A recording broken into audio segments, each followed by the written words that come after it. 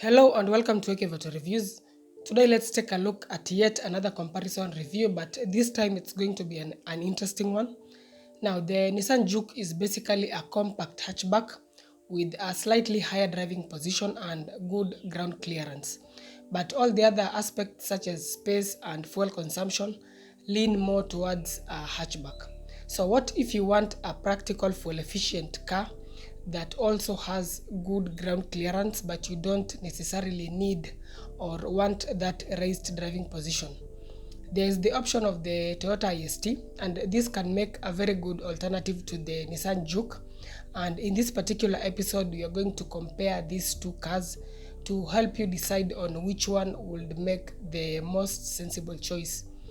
There's a viewer who had requested for this particular comparison, and I thought it might also help someone out there who may not be quite sure on which option to go for between these two vehicles. So please stay tuned, consider subscribing to the channel, and once again welcome to Ekevato Reviews.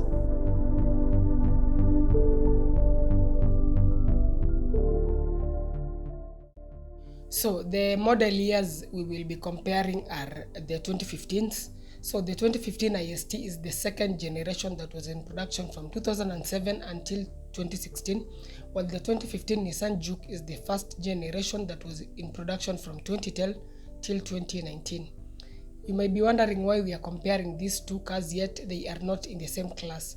The Nissan Juke is comparable to other compact crossovers like the Honda Vezel and Mitsubishi RVR, but today we are comparing it to the Toyota IST because these compact crossovers are just raised hatchbacks. Then the IST is also almost a crossover. In fact, in other markets is known as the Toyota Urban Cruiser. The first generation was a typical hatchback, but this second generation was restyled to look more aggressive and robust, and also with better ground clearance. So it almost has a crossover vibe to it. So straight away, let's begin with the prices of these cars, beginning with the 2015 Toyota IST, which will set you back between 1.4 to around 1.7 million shillings, depending on the trim level, mileage, and condition. Car prices have really skyrocketed and they just keep rising. The Juke, on the other hand, costs roughly between 1.3 to around 1.75, again depending on the mileage and trim level. The Nismo variants are even more expensive, with some going for as much as 1.9 million. This Nismo variant was introduced in 2013 and it has a slightly different and more sporty exterior. The suspension is also modified, then it has a modified steering wheel. Moving on to the engine options, the IST comes with only one option, which is a 1500cc petrol engine that is mated to a CVT gearbox and is available in either front or all-wheel drive. There used to be an 1800cc engine option that was mated to a 4-speed automatic gearbox, but that was discontinued in 2010. So as from 2010, the only engine option is the 1.5 liter. This engine is very reliable. It's also decent in terms of power. If you just drive it gently and decently, then you may never feel the need for more power. On long journeys, its performance is good enough, though you may have to plan early for overtakes. The Nissan Juke comes with the two engine options, either a 1500cc petrol or a 1600cc turbocharged petrol engine. Most of them are available in front-wheel drive, but there are also variants with all-wheel drive, especially the 1600cc turbo. As for the transmission options, there is either a CVT or a rear 5-speed manual. These engines are reliable, especially the 1500cc, which is very simple and again decent in terms of power. It's not very powerful, but it's also not very sluggish. It's average. The 1600cc turbo is slightly more powerful, but not as fuel efficient as the 1500cc. As with most other turbocharged engines, you have to be careful with the maintenance of this particular engine. Change the oil at the required time and use the genuine parts and oil. That is the only way you will have a trouble-free ownership experience. Otherwise, the turbo may fail due to poor maintenance. As for the transmission, if you intend to only do short drives within a city or a town, then the CVT will serve you well. But if you will also be doing long journeys, then you will have to install the transmission oil cooler to prevent the CVT from overheating. The 1500cc in the IST will give up to around 16 kilometers per liter depending on how you drive. In traffic jams, it may be slightly lower than this depending on how heavy the traffic is. Just to mention, the discontinued 1800cc will get about 14 kilometers per liter, again depending on how you drive. The 1500cc in the Juke can achieve around 15 kilometers per liter, while the 1600cc turbo can get around 13 kilometers per liter. Turbocharged engines can be fuel efficient if you drive them gently, but the moment you start being aggressive, they will give you the performance but at the expense of fuel. The IST has a 42-liter fuel tank, while the Juke has a larger 52-liter tank. As for ground clearance, the IST measures in at around 145mm, which is slightly below the recommended 165, but it's very okay. In fact, it's better than many other cars. It's one of the few compact hatchbacks, or we can also term it as a crossover, that can go over most bumps, so you won't have to worry much about the clearance. The Juke has a 178mm clearance, which is even better. In terms of the brakes, the IST gets ventilated discs at the front and solid discs at the back, while the Juke gets ventilated discs at the front and either drums or solid discs at the back. The basic variants get drums, while the upper trim levels like the 1600cc Turbo GT get solid discs at the back.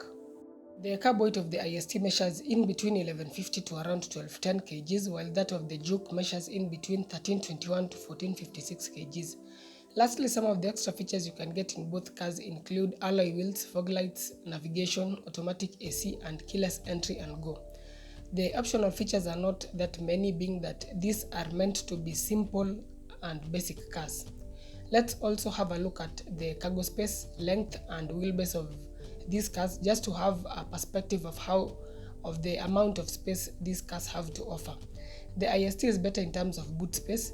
Its cargo capacity measures in at around 435 liters, which is surprising because mostly crossovers have more boot space compared to hatchbacks. But in this particular case, it's the opposite. The IST is more spacious than the Juke, which has a boot capacity of about 354 liters. When you look at the exterior of the IST, you will notice just how boxy it is, and this gives it an advantage because you can load up luggage almost up to the ceiling. Now look at the Juke. The designers opted more for looks than practicality.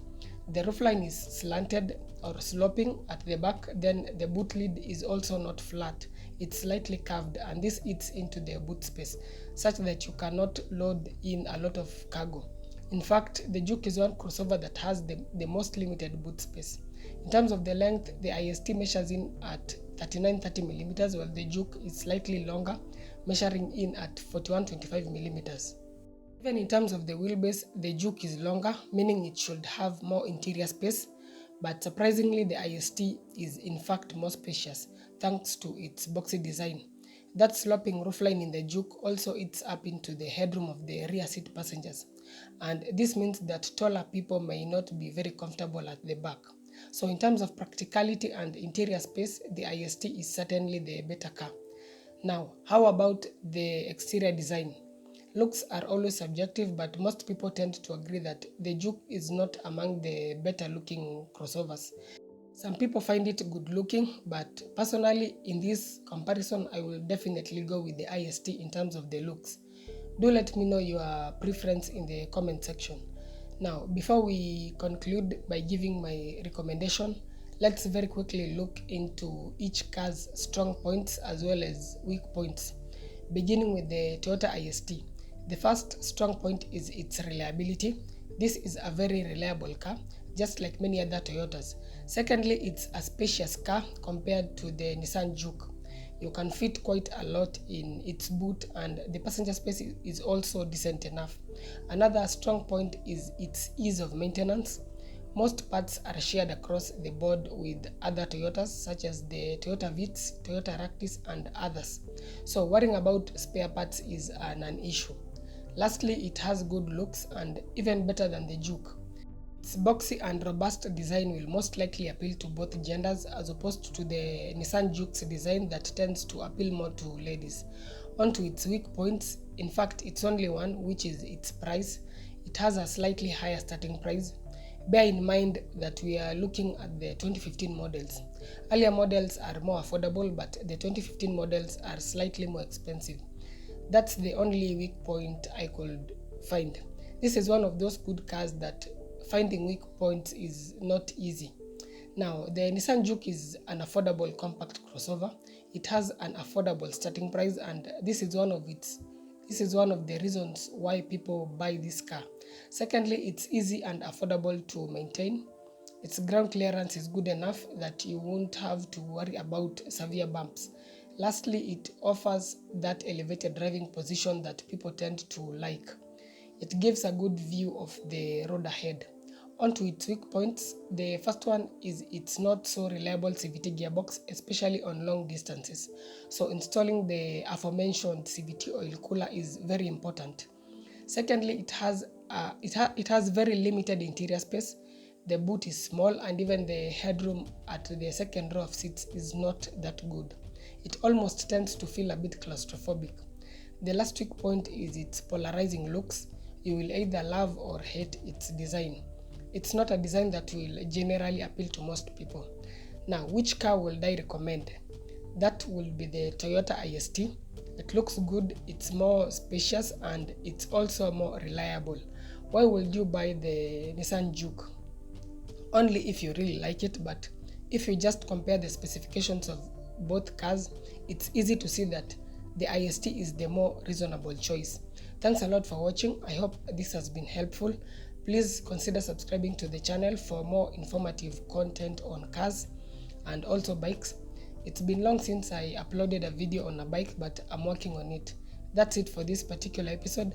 Do let me know in the comment section which one between these two vehicles you would go for. Stay safe. See you in the next one.